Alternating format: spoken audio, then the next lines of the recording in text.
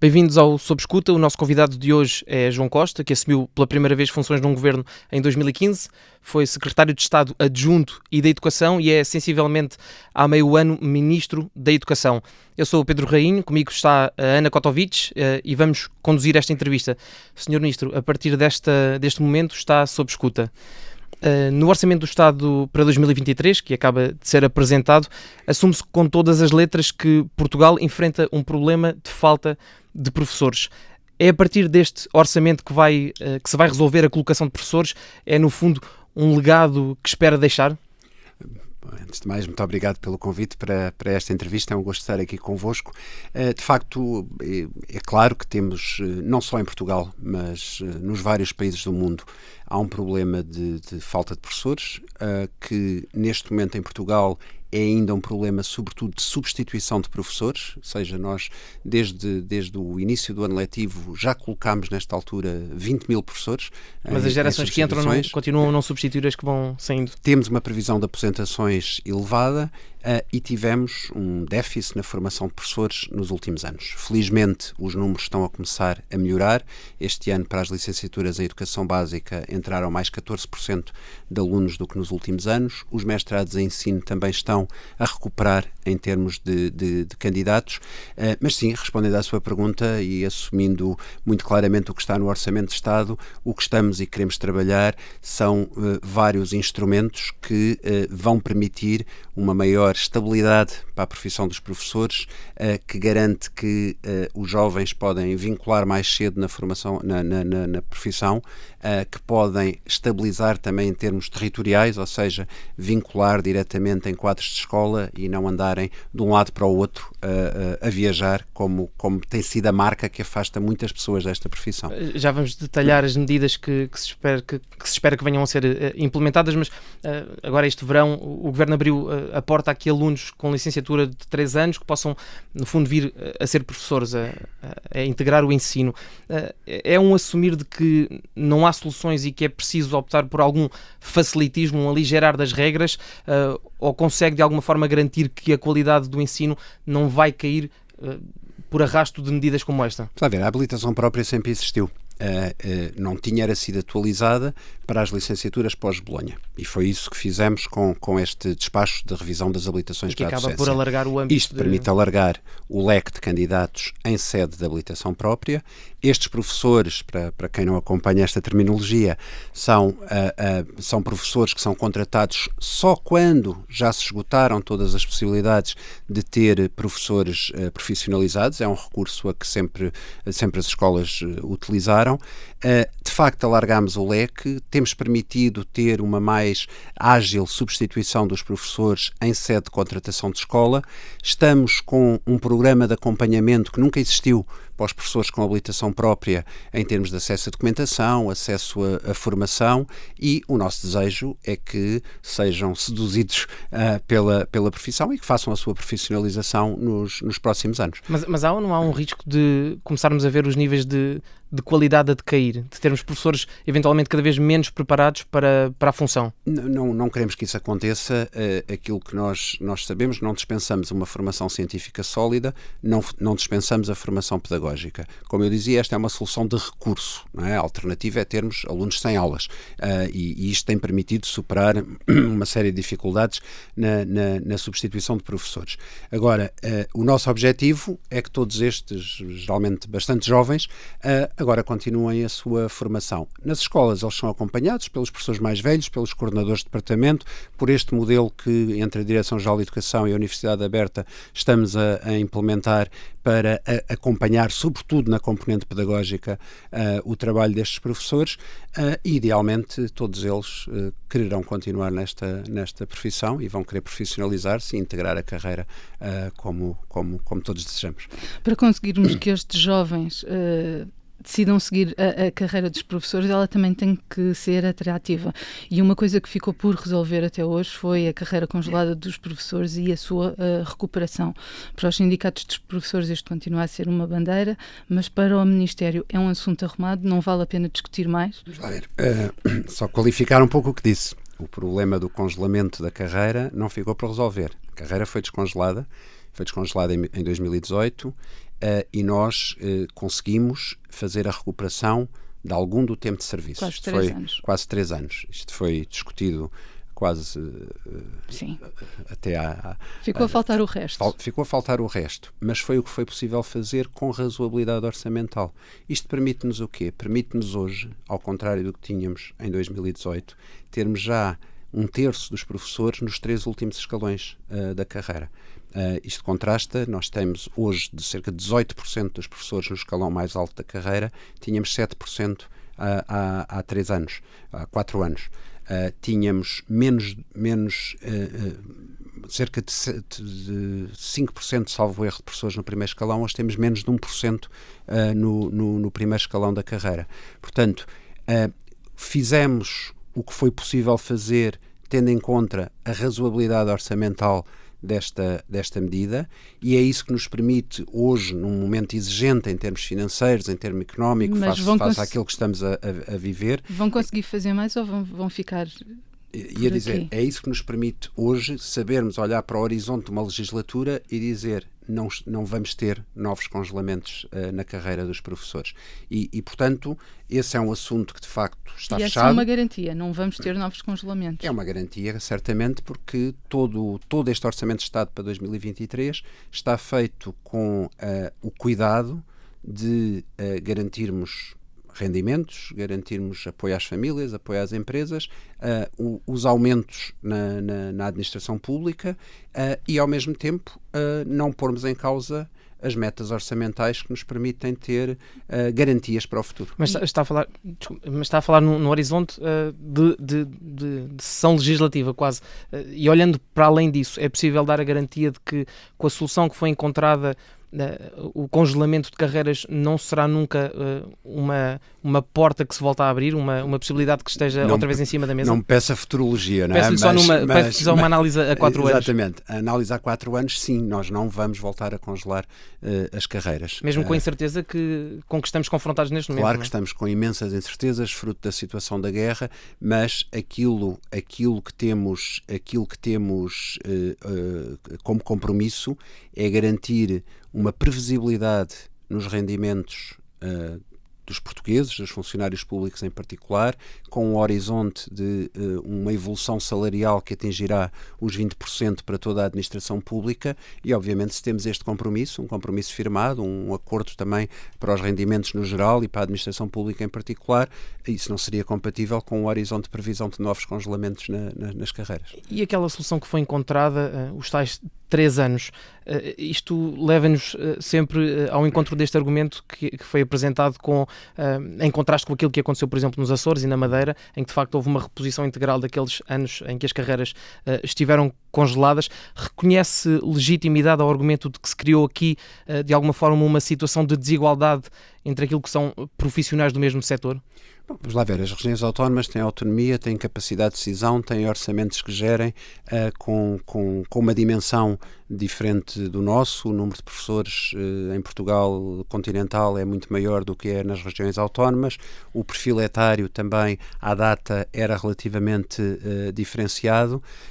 Mas há pouco nós falava temos, deixa só acrescentar isto, nós temos em Portugal continental um conjunto vasto de carreiras especiais, que não são carreiras gerais. Nas regiões autónomas são muito menos o leque de carreiras, portanto nós também temos de olhar para o espectro geral das carreiras que temos e por isso estamos em certa medida a comparar o que não é comparável e as autonomias geram exatamente isso, decisões diferentes, respeitáveis, em que cada responsável tem de gerir o orçamento que tem e garantir sobretudo a sustentabilidade futura das medidas que vai aprovando. Então, só para retomar a pergunta de há pouco, esse assunto é um assunto arrumado e não vamos ver o Governo a voltar a essa discussão, a aceitar sentar-se à mesa com os sindicatos e eventualmente pensar ou ponderar um modelo de recuperação do tempo na sua íntegra? O Governo está muito empenhado em olhar para as carreiras da administração pública, também olhando para um setor que acabou por ficar um pouco para trás. Estamos a falar nas carreiras gerais, em particular dos técnicos superiores. Os técnicos superiores são profissionais com as mesmas habilitações académicas de outros profissionais que estão nas carreiras especiais e que neste momento têm um salário bastante mais baixo do das carreiras especiais. E por isso aquilo que este Orçamento de Estado comporta é exatamente um olhar dedicado a estas carreiras gerais, que não tiveram também recuperações de tempo de serviço semelhantes à que foi conseguida para os professores em termos de volume de massa salarial, e por isso é tempo agora também, quando olhamos para a remuneração média na administração pública, olharmos para aqueles que também, fruto da evolução do salário mínimo nacional, foram ficando mais perto do limiar mínimo. E está a falar de salários e é exatamente nos gastos com o pessoal, que é a fatia de leão do orçamento da educação, vê-se que houve aqui uma perda de 11,6 milhões de euros. E eu sei que me vai falar da descentralização de competências, para explicar isso, mas mesmo assim acabamos por ter valores muito semelhantes. Vai ser possível ter mais professores com o mesmo dinheiro? Ou há aqui alguma jogada que se pode fazer? Não há jogadas, é tudo muito claro. Ou seja, nós temos um orçamento para a educação que sobe e tem vindo a subir. Nós temos uma variação no orçamento para a educação desde 2015 que já atinge os 44,1%. Isto é um investimento muito robusto que estes 3 governos têm vindo a fazer na área da educação. Quando olhamos para os números com detalhe, aquilo que vemos é que temos, face ao orçamento de 2022, uma redução de cerca de 690 milhões, justificados com o Fundo de Descentralização, mas quando olhamos no orçamento dos órgãos de soberania, na coesão, aquilo que vemos é que a verba inscrita para o Fundo de Descentralização para a Educação é de 1.091 milhões de euros. Ou seja, agora, como dizia... Traduzindo os números, não é? Fazendo as contas, aquilo que vemos é que o que está na descentralização é superior àquilo que sai na educação. Ou seja, nós temos um orçamento na educação que sobe cerca de 300 milhões de euros em termos comparados.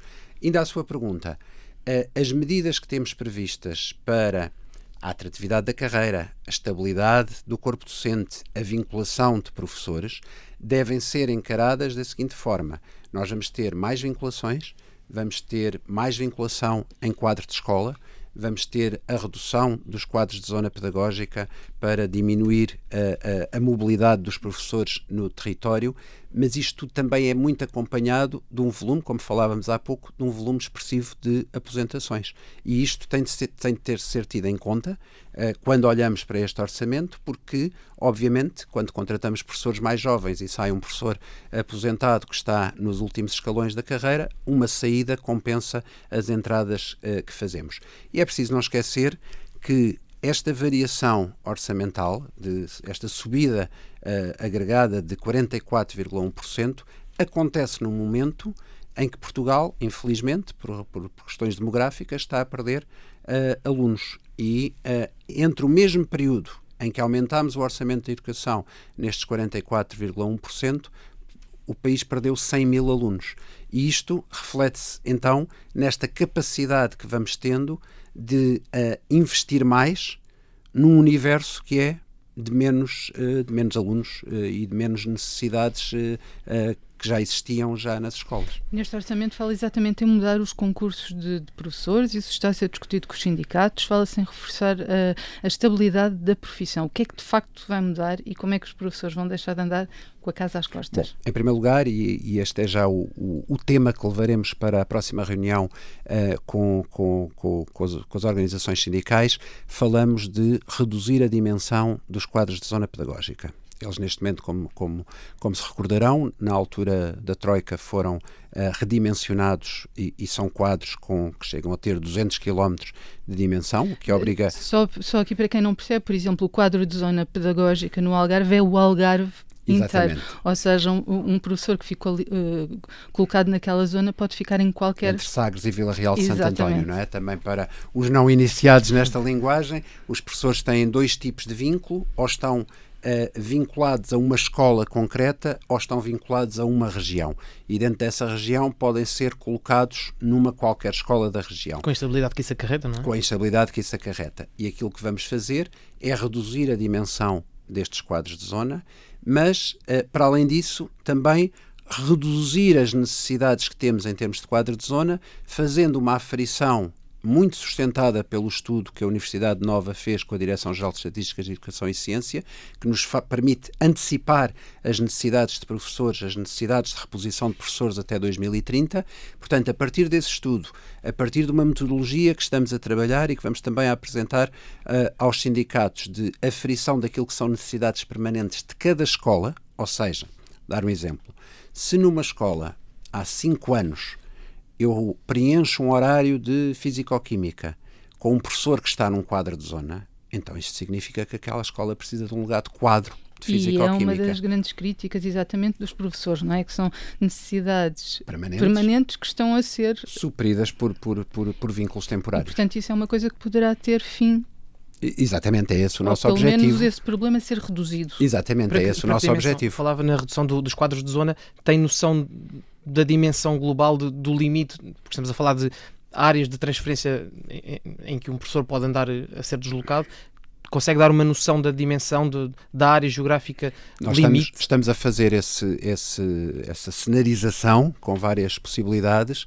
Nós temos neste momento regiões administrativas, que são as comunidades intermunicipais, as áreas metropolitanas, temos lógicas interconcelhias que já funcionam para algumas redes na educação, portanto estamos a estudar cenários entre uma possibilidade e a outra. Estamos a falar de raios de 100 km, de 150 km? Não lhe sei precisar assim em abstrato, porque estamos mesmo a fazer esse trabalho. Sim, e há situações variáveis. Podemos esperar, por exemplo, ver o Algarve dividido em 4 regiões diferentes? Vamos poder ver o Algarve dividido. São 3, 4, 2, decorrerá, até porque isto será objeto de negociação e concertação com os sindicatos, portanto não seria responsável da minha parte estar aqui já a antecipar um mapa concreto que quereremos discutir com Mas com consegue os antecipar o calendário, quando é que esse processo estará concluído e se consiga dar mais estabilidade aos professores a esse nível? Todo este processo é um processo negocial complexo sobre recrutamento e colocação. Todas estas pequenas etapas verterão para um diploma único sobre recrutamento e colocação e nós estamos a discuti-lo e a negociá-lo por etapas. Começamos pela metodologia da aferição das necessidades das escolas e pelo redimensionamento dos quadros de zona pedagógica. Mas estamos a falar no horizonte da legislatura ou pode ir além disso? Não. Queremos que este trabalho aconteça durante este ano letivo. Okay. Com implicação já eventualmente no início do próximo ano. Em função do calendário veremos, porque também teremos depois de ter o tempo devido para que concursos, vinculações aconteçam, fazendo aquilo que temos vindo a fazer e que voltámos a fazer este ano, que é colocar os professores cedo, para termos um arranque de ano letivo que é planeado, que é preparado, que é sereno, que as escolas com sabem. Alguns sobressaltos Há sempre sobressaltos num universo tão grande, mas vale a pena lembrar que este ano letivo, mais uma vez, começou com os professores colocados no início de agosto, com todas as turmas validadas ainda em julho, portanto com uma grande antecipação face àquilo que já foi tradição, infelizmente, no nosso país. Portanto, ainda que continuemos neste momento com alguns milhares de alunos, os sindicatos falam, creio que em 40 mil alunos que continuam sem professor neste momento. O Sr. Ministro não gosta de falar em alunos sem professor, não é? Mas é uma estimativa. Não gosto de falar, obviamente trabalhamos com estimativas. Aquilo que eu disse a dado momento e que depois foi objeto de algum humor em relação às minhas declarações, entende-se facilmente. Eu posso ter um professor por substituir que está em funções, por exemplo, de coadjuvação numa turma, porque o projeto educativo da escola prevê que haja coadjuvação. Ora, estes alunos estão a ter aulas. Ou posso ter um professor que é o professor titular de uma determinada disciplina que está a faltar. E que ainda dá TIC e cidadania, por exemplo. Exatamente, e isto gera alunos sem aulas. Por isso é que as estimativas, neste caso, são sempre grosseiras. Aquilo que nós temos vindo a fazer é desenvolvemos, nos últimos meses, um conjunto de medidas que está a ter um bom impacto. A renovação de horários que impediu que mais de 1.100 horários fossem a concurso e ficarem eventualmente sem professor. As majorações de horários que eram incompletos e não eram atrativos e que nós completámos, já permitiu que 500 horários que ficariam por preencher estivessem neste momento preenchidos. A revisão das habilitações já falámos, a gestão das mobilidades, isto faz com que, ainda que o problema exista e um aluno com 100 aulas é um aluno a mais, nós estejamos todas as semanas a suprir dificuldades, sendo também todas as semanas nos aparecem novos pedidos de substituição. Nós fazemos agora um breve intervalo, o Sob Escuta continua dentro de momentos.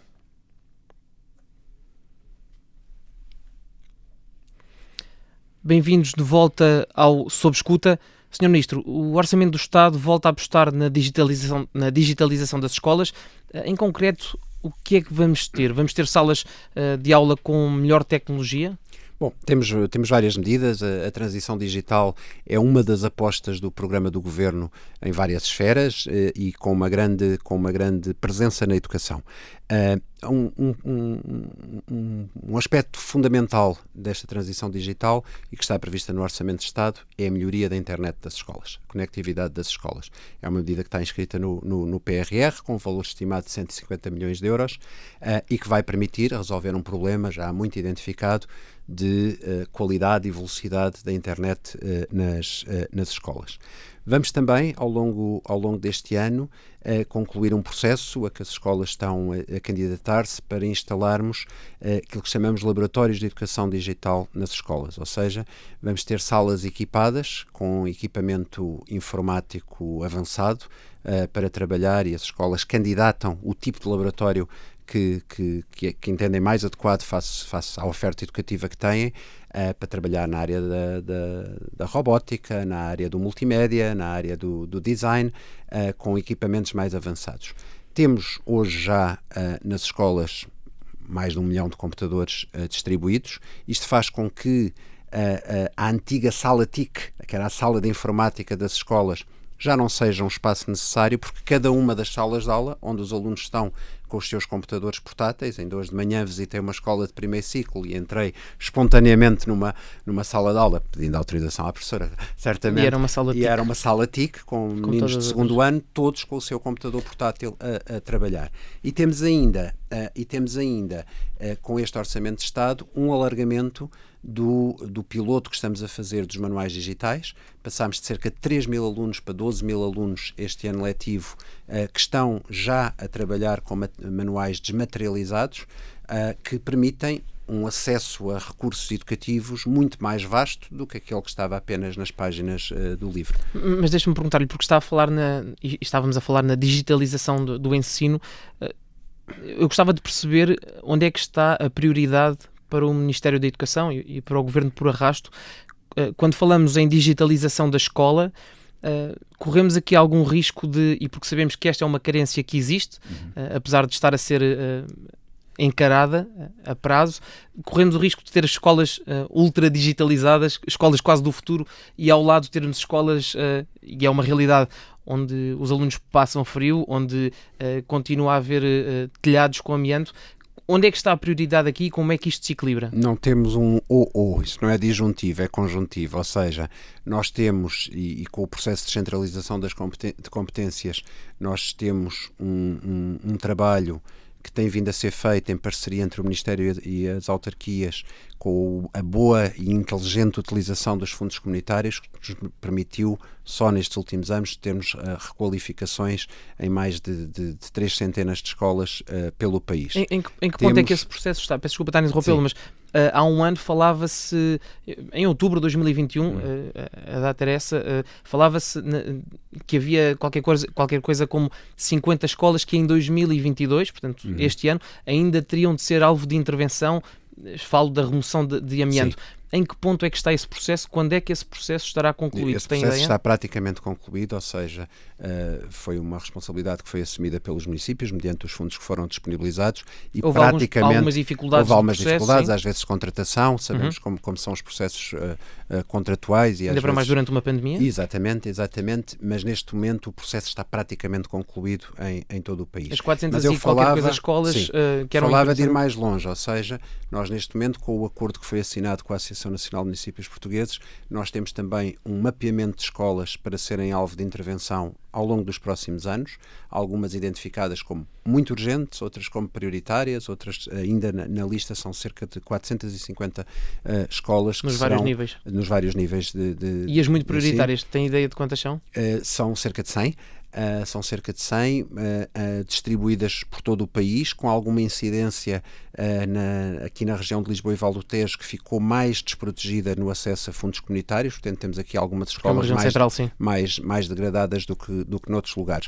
Portanto, isso é uma prioridade, o continuar este trabalho da requalificação das escolas, que não deve estar nem acima nem abaixo de um trabalho de modernização do nosso sistema de ensino, porque hoje formar cidadãos não pode deixar de fora as competências digitais em sentido bastante lato, ou seja, não apenas numa perspectiva de domínio da tecnologia, mas também de literacia de informação, de questões que até se cruzam com a filosofia, da ética da produção de conteúdos. A questão é que os fundos não são ilimitados, não é? É preciso fazer escolhas, e aquilo que eu queria perceber era precisamente isso. Vamos apostar, e o orçamento é muito enfático a falar no tal processo de digitalização, é menos enfático a falar precisamente nessa vertente da reabilitação das infraestruturas. Bom, felizmente temos acesso a fundos diferenciados, não é? Temos os fundos comunitários regionais, onde estão inscritas verbas para a requalificação das escolas. Temos essencialmente as questões do digital, sobretudo as mais infraestruturais, no PRR. E temos uma componente que é muito importante, que chega a cerca de 10 milhões de euros, para a formação dos professores nas competências digitais e nas didáticas e nas metodologias que trazem o digital para a sala de aula. Portanto, aquilo que o Governo tem vindo a fazer é olhar para as diferentes fontes de financiamento e geri-las em termos das prioridades que elenca em cada um dos quadros comunitários de apoio. Em relação ao digital, e porque falou nos manuais escolares, tem alguma ideia de quando é que os manuais digitais chegarão a todos os alunos? E já agora, nessa altura, pensa também que os manuais digitais possam ser gratuitos para os alunos do privado, ou vão continuar a estar de fora? Bom, duas etapas. Nós estamos, este piloto que tem vindo a ser feito e que agora é muito alargado, tem corrido muito bem. Temos uma avaliação, o projeto é acompanhado também pela Universidade Católica, que tem feito a monitorização e o acompanhamento às escolas que participam neste piloto, ouvindo alunos, ouvindo professores, ouvindo as famílias, e a avaliação é bastante positiva. Anda a par e passo com a infraestruturação das escolas, ou seja, para termos manuais digitais temos de ter computadores, para termos manuais digitais temos de ter internet boa, portanto isto evolui, e é isso também que nos vai permitir fazer a transição e a desmaterialização dos manuais. O horizonte que temos é, ao longo da legislatura, fazermos uma entrada em vigor gradual, que ainda vamos também discutir com os próprios produtores de conteúdos. Um bocadinho como aconteceu com os manuais escolares gratuitos. Exatamente. E, obviamente, também, se os manuais em papel são gratuitos, os manuais digitais também são gratuitos. E os alunos do privado? A questão do privado e do público aqui, para mim, não é uma questão. Ou seja, compete ao Estado a garantir uma rede pública de educação. E na rede pública de educação, é competência do Estado financiar os equipamentos, os materiais didáticos que se usam lá. E essa rede pública é a rede pública que é gratuita. Depois, estamos num país livre, os cidadãos podem fazer as suas escolhas e podem optar por não usar a rede pública, onde os instrumentos de trabalho, os materiais didáticos, etc., são gratuitos. Mas aí, de facto, há liberdade de escolha. Há pouco falávamos na estabilidade que o Ministério pretende dar ao corpo docente. Há também o outro lado, o reverso da medalha, que é a estabilidade das escolas e da formação dos alunos. E há uma questão a que isto nos leva, que é que no final de setembro, por iniciativa do seu Ministério, começaram a ser adjudicadas cerca de, ou parte das 7.500 juntas médicas para vigiar, e a expressão creio que será sua, será pelo menos do Governo, alguns padrões de baixa dos professores. Já chegaram a alguma conclusão a esse respeito? O que está aqui em causa são, de alguma forma, baixas fraudulentas? Não as posso caracterizar. Temos as juntas médicas estão na fase final de adjudicação para começarem a trabalhar. Eu parto sempre do princípio que toda a gente é séria, é um princípio que eu sigo. Também é uma frase que recorre regularmente. Exatamente, não, e porque é mesmo verdade. Mas ao mesmo tempo fala e ao mesmo tempo, também alguns padrões relativamente irregulares nas baixas dos professores. Também nos chegam, por vezes, até denúncias ou queixas de facto de alguns padrões irregulares, ainda recentemente, e a inspeção... Há suspeitas de algo em concreto? Vou-lhe dar 2 exemplos que nos chegaram nas últimas semanas e que a Inspeção-Geral de Educação está em primeira instância a averiguar, e depois isto recorrerá, que temos um caso que nos chega de uma docente que apresenta um atestado médico dizendo que a partir da semana seguinte estará doente, e já com também o final da doença já documentado no atestado. Obviamente, isto não é um padrão regular de baixa médica e merece averiguação. Embora depois até possa ter uma justificação. Pode ter uma justificação, pode ser uma cirurgia que está programada, pode ser... Não é um atestado médico, não é? E portanto Mas são situações regulares ou isto são casos pontuais? Porque a percepção que fica quando se fala em alguns padrões relativamente irregulares é de que das tais 7.500 juntas que o Ministério quer promover, que isto pode ter até alguma dimensão, uma dimensão com algum peso no universo geral. Tem noção da dimensão do problema, chamemos-lhe assim? Nós temos uma taxa de absentismo por baixa médica relativamente elevado. Também é um universo muito grande, portanto, mas quando falamos da falta de professores, as dificuldades de substituição de professores passam por uma cadência muito regular de pedidos de substituição por baixa médica, ou seja, dos pedidos semana a semana que nos surgem, cerca de 90% são por substituições por baixa médica. Tudo o resto é absolutamente residual, divide-se numa série de outras categorias, licenças de paternidade, alguns óbitos, infelizmente, pessoas que são destacadas, essencialmente baixas médicas, não é? Portanto, o grosso de tudo isto é normal, não é? Há alguma comparação que podemos fazer com o setor privado, com até outros, com o resto outros da níveis função pública. Com o resto da função pública, estamos um bocadinho acima. Aquilo que acontece na educação é que quando um professor falta, os alunos ficam sem aulas. Numa outra repartição qualquer, se o funcionário falta, o processo fica lá à espera ou passa para a mesa do colega do lado. Portanto, o impacto na educação e na saúde já agora é sempre mais sentido pelos cidadãos. Mas depois temos alguns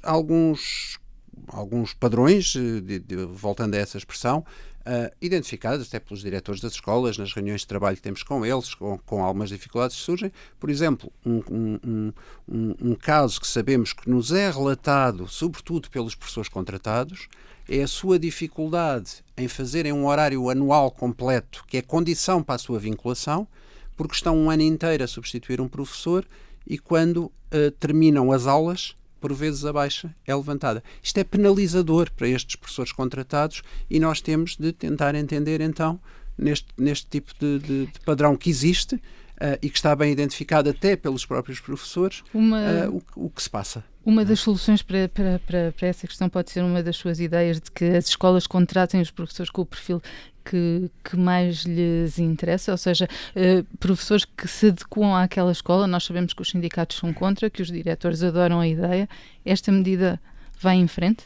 Bom, no nosso processo negocial temos isso em cima da mesa e isto toca numa questão que o Pedro se referia. Nós temos de garantir que há estabilidade para os profissionais e à estabilidade para as equipas educativas das escolas. Não há projeto educativo, não há boa educação para os alunos se houver uma mutação constante de quem trabalha nas escolas. As escolas têm projetos próprios, as escolas têm iniciativas e precisam da continuidade, precisam de investir na formação de alguns professores e saber que podem contar com eles. Este ano, a medida que fizemos de renovação dos horários, possibilidade de renovação dos horários incompletos, permitiu que 1.100 professores que já trabalhavam nas escolas e que se dedicavam a algumas tarefas em particular, pudessem continuar nessas escolas, fora todos os horários completos que também temos permitido a renovação nos contratados. Isto traz estabilidade à escola. Termos uma possibilidade de descentralização, não no sentido municipal agora, mas de confiar nas escolas, confiar na capacidade de adequar perfis às necessidades específicas das escolas, porque as escolas são muito diferentes, porque os contextos territoriais são muito diferentes, porque há investimento dos próprios professores que se valorizam no seu desenvolvimento profissional, no seu desenvolvimento académico e que podem ter um perfil que é mais adequado a determinados contextos, projetos, etc. Tudo isso também é, de facto, um fator de estabilidade e um fator de melhoria da qualidade do ensino e de valorização dos próprios profissionais, porque um profissional não pode ser eternamente avaliado em função da sua nota de curso e dos dias que trabalhou, mas também daquilo que faz ao longo da sua carreira. Estamos muito à espera de ver como é que vai ser o novo concurso de professores. Exatamente, estamos todos à espera e eu também... Não nos quer dizer nada sobre isso? Não há nenhuma novidade? Estamos em processo negocial, não é? Portanto, aquilo a que chegaremos será sempre o melhor resultado possível deste trabalho que estamos a fazer, mas há esta vontade clara de, num compromisso que temos tido de confiar nos atores locais, seja com tudo o que temos vindo a fazer em termos de reforço da autonomia das escolas na componente pedagógica, na componente curricular. Hoje as escolas têm um grau de liberdade que até há poucos anos era reservado ao ensino particular e cooperativo. E é um processo que vai evoluir continuamente. Gostava de perceber se naquilo que é a transferência de competências para ou a descentralização do Ministério para autarquias e para as próprias escolas, se no limite vê a possibilidade de o processo de colocação, de recrutamento, de colocação de professores ser integralmente conduzido por escolas e municípios. É possível que isso venha a acontecer? Bom, a contratação de professores pelos municípios está excluída do nosso horizonte. Até por constrangimentos legais, imagino. E por não nos parecer que seja adequado. Não é esse o modelo. Não é esse o modelo. Ou seja, e aquilo para que queremos trabalhar é para um modelo misto, como existe em vários países, em que há uma componente grande da colocação de professores que é feita de forma centralizada e há uma componente, uma possibilidade de haver uma parte dos professores da escola que são recrutados de acordo com perfis de competência específicos, que não serão, isto gera muitos fantasmas, não serão perfis arbitrários, mas sim tendo em conta habilitações profissionais, académicas, experiência profissional em áreas muito específicas que permitirão esta adequação maior e esta estabilidade maior nas equipas. Só para concluir a questão há pouco e para arrumar esse assunto, a questão das baixas de que falávamos, eventualmente, imagino eu, pode haver situações em que o Ministério perceba que há ali indícios de irregularidades graves. Nesses casos vão reportar essas informações ao Ministério Público? Que tipo de consequência é que esperam retirar dessas informações que vão recolher? Com certeza, quando se encontram irregularidades, é isso que se faz, é isso que compete fazer. Mas eu reitero, eu acho que nós precisamos, e estas juntas médicas, aquilo que nos vão ajudar a fazer é também a perceber bem o fenómeno e a garantir que este tipo de conversa que estamos aqui a ter não acontece. Ou seja, que não se cria uma ideia generalizada de que ou há baixas fraudulentas ou não há baixas fraudulentas, que são discussões estéreis. Bom, na verdade vai desmistificar-se essa ideia, porque ela já existe. Exatamente. Portanto, agora vamos partir para o concreto, para a análise concreta, para a averiguação concreta, perceber exatamente o que acontece em cada caso. Estava a falar da formação dos professores, e para termos os professores formados e com todas as competências que são necessárias, eles têm que chegar à universidade e têm que seguir para os mestrados. E há poucos dias fez uma crítica ao ensino superior exatamente por estarem a recusar, acho que foi essa a sua expressão, alunos com média 16. Sente-se sozinho nesta luta? Sente que o ensino superior não está consigo? Está claramente, e aliás, mais do que uma crítica, eu fiz um apelo. Ou seja, aquilo que aconteceu, e meu lugar quando deixar estas funções é na minha faculdade, e eu próprio trabalhei muitos anos na formação de professores. Aquilo que aconteceu nas universidades é simples de entender. Todos os anos o que saía nas notícias era professores sem colocação.